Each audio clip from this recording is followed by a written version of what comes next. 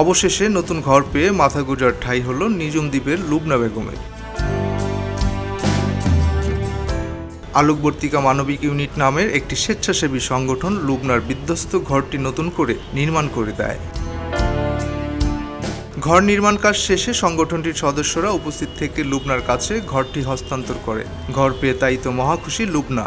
দীর্ঘ প্রায় দেড় মাস ধরে আপনার যে মানবতর জীবনযাপনের চিত্র, যে অসহায় দৃশ্য আমরা দেখছি, আজকে আপনার কাছে কেমন লাগতেছে? আজকে আমার থেকে ভালো লাগতেছে।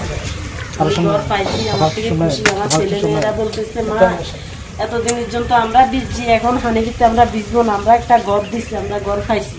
ভাইয়েরা আমারে ঘরটা দিয়েছে, আমি ঘরের ভিতরে এখন শান্তি মতে থাকতে পারবো, ছেলে মেয়ে থাকতে পারবো। ছেলে মেয়ে খুশি, আমি খুশি, আমার আল্লাহ খুশি। এখন আমাদের প্রতিবেশীরাও খুশি, আমি কষ্ট করতেছি, আমাদের এলাকার মেম্বার খুশি, আমি এখন শান্তি মতে থাকতে পারবো। আমি ছেলে মেয়ে এলে বহুত কষ্ট করছি, এখন শান্তি মতে থাকতে পারবো। বাইরের জন্য দোয়া করি, শাশুড় তো নামাজ পড়ি যেন দোয়া করতে পারি। বাইরে আমার গদ দিয়েছে, বাইরের জন্য দোয়া করবো, ছেলে মেয়েরাও দোয়া করবে যে শান্তি মতে থাকতে পারে, এখন দোয়া করবো। হস্তান্তরের সময় এক আবেগঘন পরিবেশের সৃষ্টি হয়। এই সময় উপস্থিত ছিলেন এলাকার স্থানীয় ইউপি সদস্য চান মিয়া সহ অন্যান্যরা। ঘূর্ণিঝড় পরবর্তী 1 মাসের বেশি সময় রিমালে বিধ্বস্ত ঘরের ধ্বংসস্তূপে বসবাস করছিলেন লুবনা। তার এই অমানবিক জীবনযাপনের খবর গণমাধ্যমে প্রকাশ হলে এগিয়ে আসে আলোকবর্তিকা নামের সংগঠনটি। এই নিজুম দ্বীপ এলাকায় একবার প্রত্যন্ত অঞ্চল, যেখানে আপনারা দেখতে পাচ্ছেন আমরা এরই মাঝে লুবনা বেগম আফারের সেই ঘরটা করে দিতে সক্ষম হয়েছি।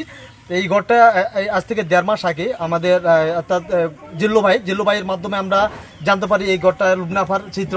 তারই ধারাবাহিকতায় আলোকবর্তিকা মানবিক ইউনিট একটা সমন্বয়কারী টিম এখানে সরজমিনে এসে এই ঘরটা পরিদর্শন করে আমরা দেখতে পেলাম যে ওনার ঘরটা আসলেই এই যে অবস্থা একেবারেই খুবই নিচ্ছিন্ন ছিন্নভিন্ন, কিছুই ছিল না ওনার এই ঘরের অবস্থান।